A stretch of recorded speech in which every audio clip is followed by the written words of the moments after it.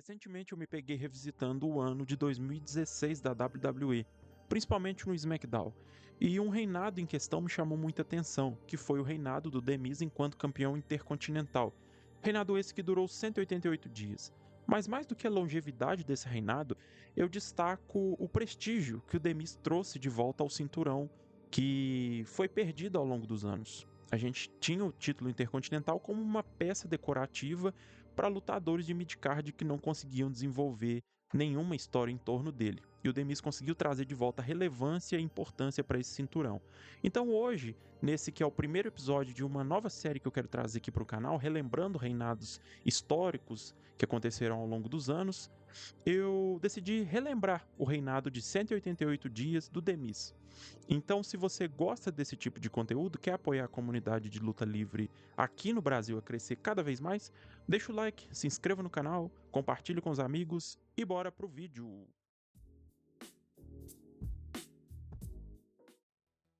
Tudo começou logo após a WrestleMania 32. Naquela noite, Zack Ryder viveu o maior momento de sua carreira.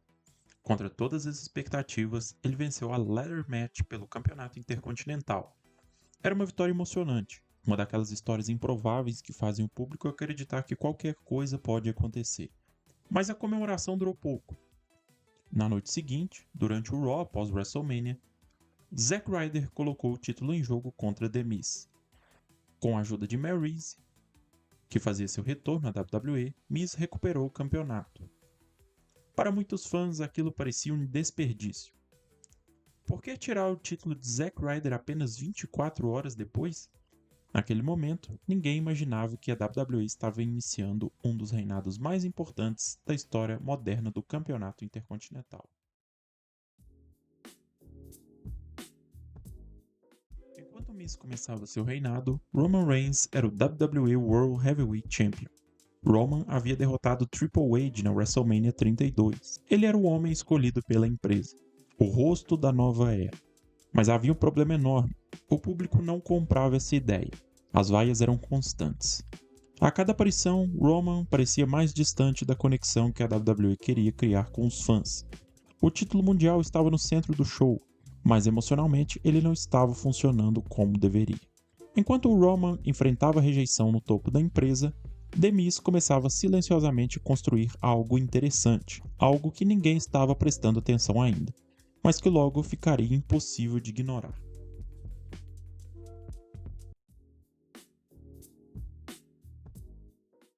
A chegada de Maryse mudou completamente a apresentação do personagem.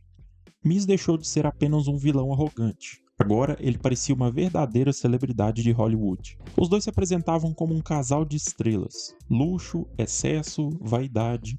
Tudo era calculado para gerar irritação, e funcionava perfeitamente. Nas semanas seguintes, Miz começou a acumular defesas e aparições importantes. Não eram necessariamente lutas lendárias, o diferencial estava na maneira como ele tratava o campeonato. Para Miz, o Intercontinental Championship não era um prêmio secundário. Era símbolo de que ele era melhor do que todos os outros.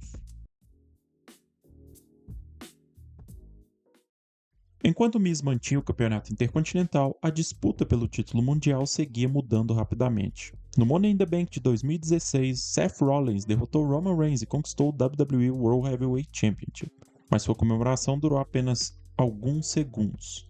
Dean Ambrose apareceu com a maleta do Money in the Bank, fez o cash-in e derrotou Seth Rollins. Em uma única noite, o campeonato mundial passou por dois campeões diferentes. Era emocionante, era imprevisível, mas também passava uma sensação de instabilidade. Enquanto tudo mudava no topo da empresa, o campeonato intercontinental permanecia nas mãos de uma única pessoa, The Miz. Então chegou julho, e com ele veio uma das maiores mudanças da década, o retorno da Brand Split. Raw e SmackDown voltariam a funcionar como marcas independentes. Durante o draft, The Miz foi selecionado pelo SmackDown. Com isso, o campeonato intercontinental tornou-se exclusivo da marca azul. Dean Ambrose era o campeão mundial, mas uma pergunta começou a surgir. Quem realmente representava o SmackDown? O campeão mundial ou o homem que aparecia toda semana defendendo o prestígio do campeonato intercontinental? A resposta ainda não era clara, mas estava prestes a mudar.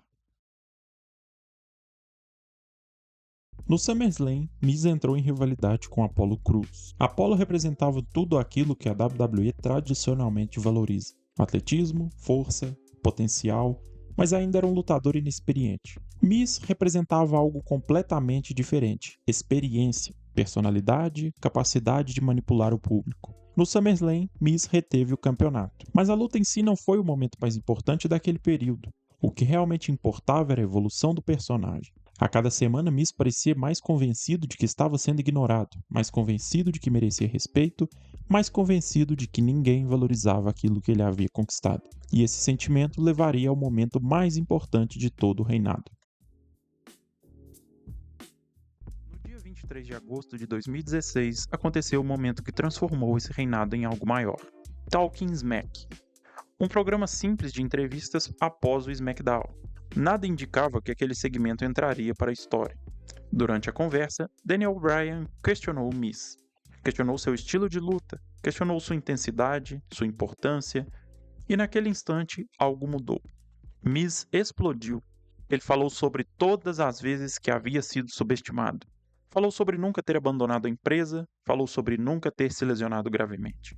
Falou sobre estar presente todos os dias, enquanto outros favoritos do público entravam e saíam da WWE. Não parecia uma promo, parecia um desabafo. Parecia real, parecia pessoal. Em poucos minutos, Miz produziu aquilo que muitos consideram a melhor promo de toda a sua carreira. E talvez uma das melhores promos daquela década. E de repente, a internet inteira estava falando sobre The Miz. Não sobre Dean Ambrose, não sobre o WWE Championship. The Miz. Pela primeira vez em muito tempo, o campeonato intercontinental parecia ocupar o centro das atenções.